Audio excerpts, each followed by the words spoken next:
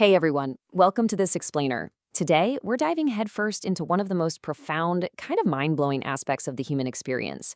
We're talking about how extreme, unimaginable adversity can actually be transformed into undeniable spiritual hope. We're going to explore this by looking at the documented lives of three completely distinct historical Catholic figures. And as you'll see, their deepest traumas, well, they weren't the end of their stories at all. Actually, they were just this remarkable beginning. So this brings us right to our core question, right? Can extreme pain truly be transformed? The historical accounts we're looking at today, they don't just offer up some nice philosophical theories. No, they look directly at real individuals who faced absolutely brutal trials. And somehow, they managed to turn their darkest, most terrifying moments into enduring light. Here is our roadmap for today. First, we'll look at the meaning of suffering. Then, we've got Saint Blaise, Doctor and Martyr, followed by Bakita, Slavery to Freedom, and Catherine, Mystic and Hidden Cross. Finally, we'll wrap it all up with the legacy of these saints. Okay, part one, the meaning of suffering. To really wrap our heads around these narratives, we have to look at their epic historical scope. I mean, we are jumping across vastly different eras here. We've got the 3rd century in the Roman Empire, the 16th century in Renaissance Florence, and the 19th century spanning all the way from Sudan to Italy. But despite the literal centuries separating them, there's this common, undeniable thread of resilience that totally unites all three of them. Moving on to part two, Saint Blaise, Doctor and Martyr. Our first story takes us all the way back to 3rd century Armenia, right in the middle of the violent Roman persecutions. Now, Blaise didn't start out as this legendary figure. He was actually a highly intelligent, super compassionate doctor, treating both the rich and the poor alike. And when his community asked him to step up and be their bishop during this incredibly dangerous time, he just said yes. As the persecutions got worse, he eventually retreated to the mountains to live as a hermit. And accounts actually say that even wild animals would visit him peacefully before he was ultimately tracked down and captured. But, it's what happened after his capture that really cemented his legacy. Picture this. Blaise is literally being marched as a prisoner to his own execution when suddenly a desperate mother breaks right through the guards. Her son was choking to death on a fishbone. And even in chains, literally facing his own impending death, Blaise stopped and miraculously healed the boy. It is just this incredible moment of total compassion under fire. And it's exactly why, even today, he's remembered as the patron saint against throat illnesses.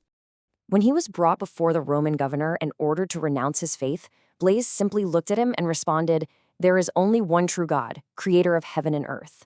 He endured severe torture without a single word of hatred and was ultimately executed by beheading. Yet, when you look at history, this wasn't a defeat at all. It actually became a seed that profoundly strengthened the entire early Christian church. All right, part three, Bakita, from slavery to freedom. Bakita's story begins with this totally shattered innocence in the Darfur region of Sudan. Kidnapped by slave traders when she was just 7 or 8 years old, the trauma she went through was so severe that she actually forgot her own birth name. Her captors gave her the incredibly ironic name Bakita, which means lucky, while subjecting her to just unimaginable cruelties, like being scarred with 114 blade cuts filled with salt. But wow, look at the total inversion of her future. After being brought to Italy, an Italian court legally declared her free. She was baptized and spent the rest of her life as a joyful, consecrated sister. The absolute turning point in this journey was the year 1890. That's when she was baptized by the Patriarch of Venice, who, fun fact, later became Pope Pius X, and she received the name Josephine. According to her very own words, this was the exact day she realized her inherent dignity.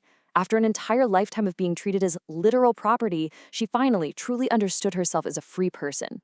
And this realization, it led to a truly radical statement. Years later, when she was reflecting on all that horrific abuse, she stated that she would actually thank her captors. Yeah, you heard that right. Because without that brutal journey, she said she would not have known Christ. Now, she definitely didn't deny the horror of slavery, but she managed to transform that unspeakable trauma into an absolute masterclass in forgiveness. That brings us to part 4, Catherine, Mystic and Hidden Cross. Born into a wealthy, noble family in 16th century Renaissance Florence, Catherine was totally expected to secure wealth and status through a strategic marriage. But instead, she chose a hidden life in a cloistered Dominican convent.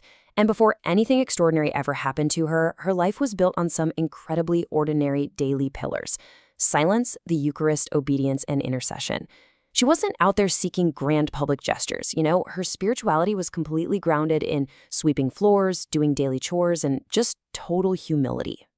However, her life definitely didn't remain ordinary for long. Accounts describe Catherine experiencing these really intense spiritual phenomena, including the stigmata. For those who might not know, that's described as a profound physical and spiritual participation in the pains of Christ's passion. And despite her absolute, desperate desire to just remain hidden away, these events inevitably drew the attention of the outside world, which heavily, heavily tested her humility. What makes her story so incredibly compelling is the paradox of her impact. High-ranking authorities and prominent Renaissance figures actually began seeking her out for advice. And because she couldn't leave the cloister, she counseled them all through letters. It really proves this fascinating point. A completely hidden, quiet life can still totally shake the outside world when it is rooted in deep conviction. Finally, Part 5, the legacy of the saints. So we've traveled from ancient Armenia to 19th century Sudan and all the way to Renaissance Florence. Bringing these narratives together, we can see three completely distinct paths to transforming suffering. Blaise used courage in the face of martyrdom to become a legendary healer of throats. Bakhita used unimaginable resilience and forgiveness to become a global patron against human trafficking. And Catherine used physical suffering and hidden prayer to become a profound spiritual counselor. That's three totally different crosses, but one shared incredible legacy of turning profound darkness into lasting light. Now, you and I might not face the Roman Empire, the slave trade, or the intense mystical phenomena of Renaissance Florence, but we all face our own struggles, right? Based on the historical blueprints left by Blaise, Bakhita, and Catherine, the big question we really have to ask ourselves is this: how can we find meaning, resilience, and light in our own ordinary daily crosses? It's a hugely powerful concept to reflect on as we navigate our own lives. Thanks so much for joining me for this explainer, and I'll catch you next time.